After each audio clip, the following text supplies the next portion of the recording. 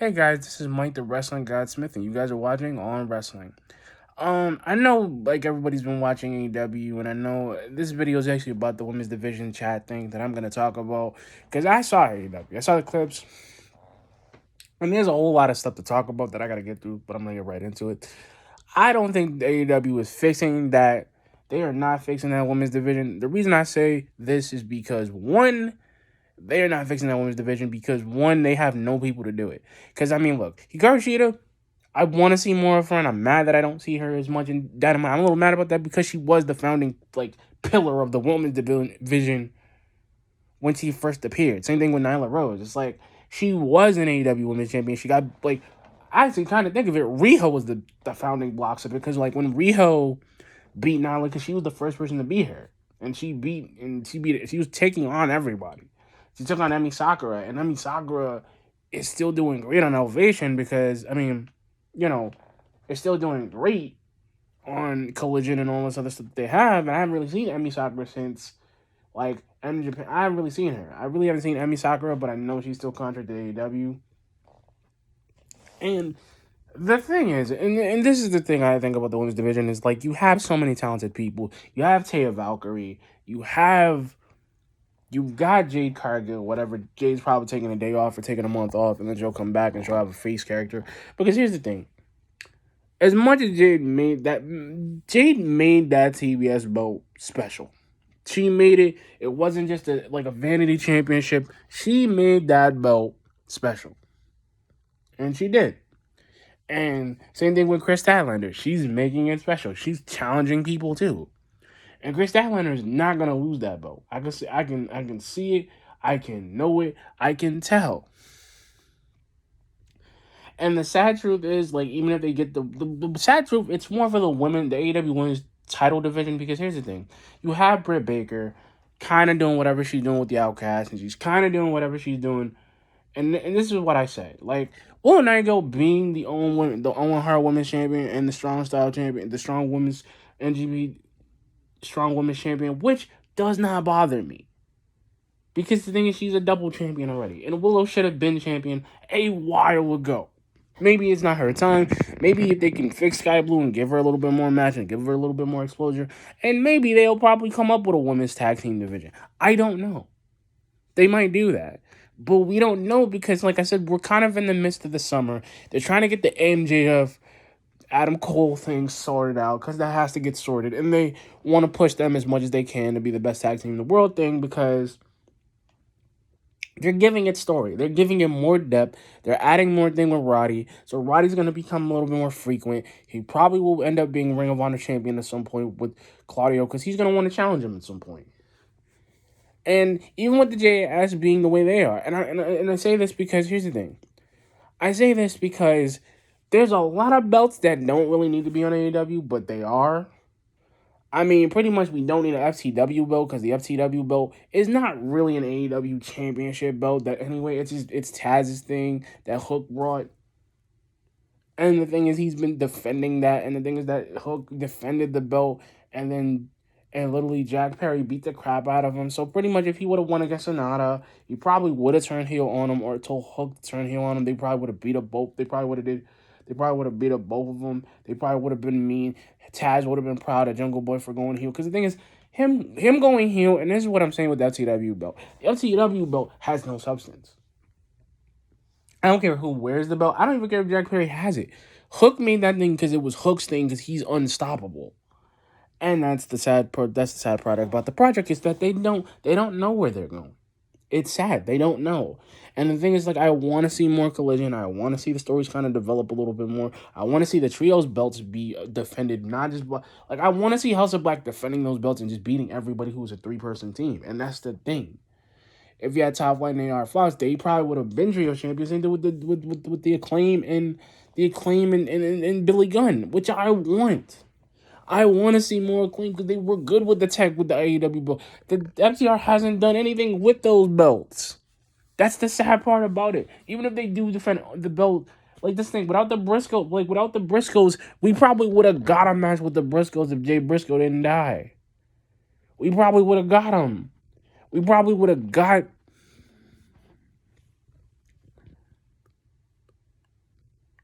we probably would have got a chance to have that dream match. We never did.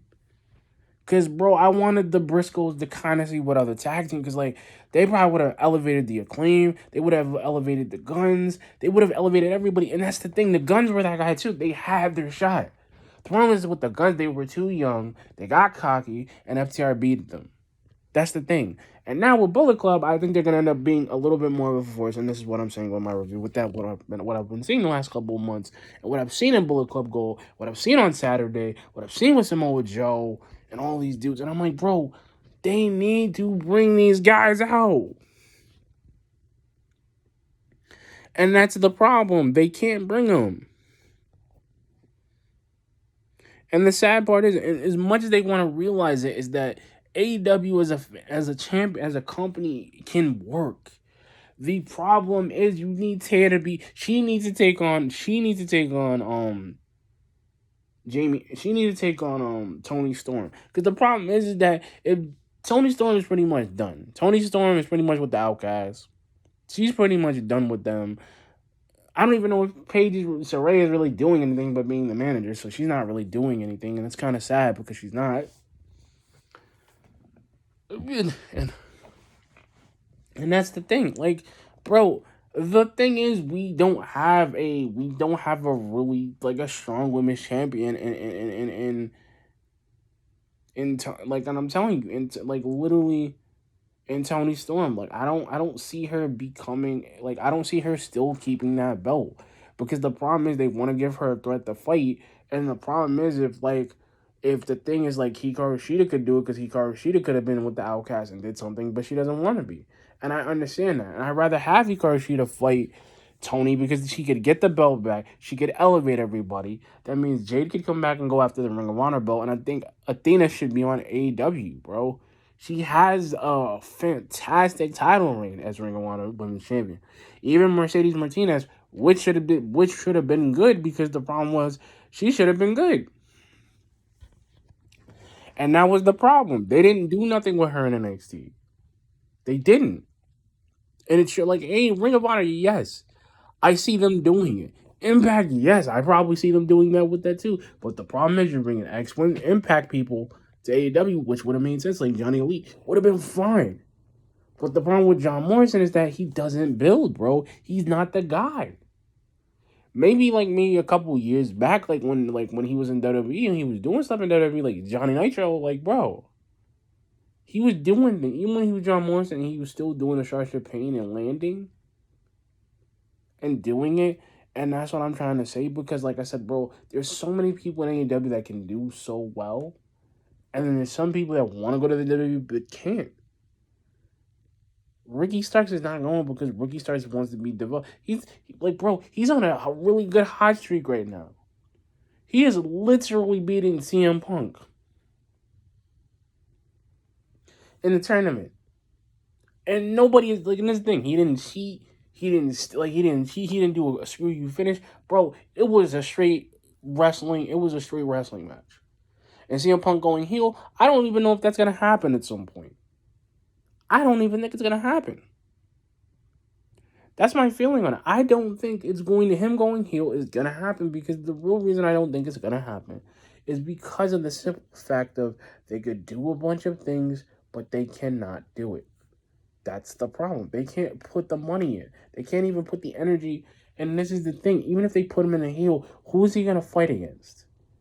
MJF again? Problem is, he wants to be the real AEW champion. Max thinks he's the real AEW champion from his promo scrubs. And I'm like, bro, he's talking about no competition. Dude, the reason there is no competition because everybody that you faced is the guys who first started with you. I could kind of see Darby kind of winning because Darby should be champion. He should be AEW because he's been elevated so many times and he can do shit like that. Same thing with Orange Cassidy. Orange Cassidy keeps defending and defending and defending and defending because we like the guy and because he's an underdog champion. MJF keeps saying that he's it's a fat one, it's the money and the patent, it's a fat person, and everything. I'm like, bro, you're great, but the problem is you have no challengers. Bro, you took on four of the best pillars. Like, you took on Sammy Guevara. And the thing about Sammy Guevara, he won't leave the JS. He won't do it. Chris Jericho's like, bro, I'm losing my edge. I might well go with Don Callis because we've been friends for 30 years and we're playing off that crap. That's what I'm saying, guys. Like, there's no challengers for MJF. And even if he does go to WWE, there's guaranteed Vince is not going to let him run the show. Trips is not going to let him do it. He's not going to let him do it. And the thing about it, Adam Cole is like, bro, the only thing that's keeping him here is Adam Cole. Adam Cole's already been elevated so many different ways. And that's the thing. If they do the Undisputed Elite thing, which could have happened if Kyle O'Reilly never got injured, never got hurt. And then the thing, I want Roddy Strong to be that guy. I want Roddy Strong to be Ring of Honor champion so bad because I want Claudio to be elevated a little bit more without the Blackpool Combat Club. And that's the problem. They're not elevated. They're not elevated. This is what I mean. And then, like, we're rampant. Like, what we saw, the thing that we got the best story out of the Elite in the Blackpool Combat Club. And we got Don Callis still playing his games and trying to be the Don Callis family. That is my thought process. That is my thought process because, one, I think if Christian actually did something with Luchasaurus in the TNT title, he's not doing nothing with it. He's not.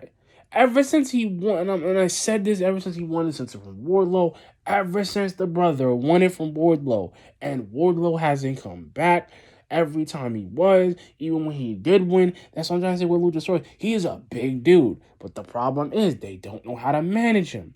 And then even with Big Bill Morrissey and the rest of them cats, and literally frick is his name, and I just had it just a minute ago. Lee Moriarty. And I'm like, bro, there's nothing left. Because the joke is without Ethan Page. Ethan Page is gonna be with the Hardy Boys. I don't even know if they're still doing that storyline with Ethan Page. You don't really get to see Ethan Page that much. We saw him once. That's the thing about MJF. The dude loves to be he is trying to be the smart talker and trying to be the Shawn Michaels and trying to get the championship to be over. But I'm like, bro, the problem is you can't be elevated as champion because the reason you can't be elevated as champion is because you're not making us believe that you can beat everybody. Bro, you've been beating everybody that comes to pass you because you go on Dynamite. You say, oh, you didn't do this. You didn't do that. You didn't. I did it all. I beat Bryan Danielson. I beat CM Punk. I've beaten guys that have been your heroes. You beat Tanahashi. And then the thing is, Adam Cole, I feel like he's teasing the whole thing because I feel like Adam Cole and MJF are going to happen and Adam Cole's going to come out on top because Adam Cole is like, yo, dude, we've been teaming together. We've been tagging together. I know you like you know me. I know you. And that's the thing about my review. Like, this is, I'm going to change it because like I said, I know what they're doing with this. That's why we haven't seen it. Same thing with Collision. We're going to see a bunch of matches tomorrow. It's Collision. But between between going into All In and All Out, they have to come up with, in 2 months, they have to come up in 3 weeks' time, 2 big matches for both pay-per-views. And All In should be the conclusion of Kenny Omega against Will Ospreay. And then Will Ospreay, I'm like, you know what? Maybe it's not be Kenny. Can I beat MJF? That's the next challenge he should be facing. Not just getting after the IWGP US Heavyweight title, which he won. But if Kenny beats him, then Kenny, I'm like, yo, Will, I beat you. You beat me. You went to a different place than I did, and I beat you with compassion. I beat you with blood, and I came back a different guy. That's what the story's going to be like. That's what the story's going to be like because Don Callis helped him, and he beat him. And then with Zack Sabre Jr. and Orange Cassidy's thing, their rivalry is going to start at All In because All In's going to be like, he's going to be like, you know what?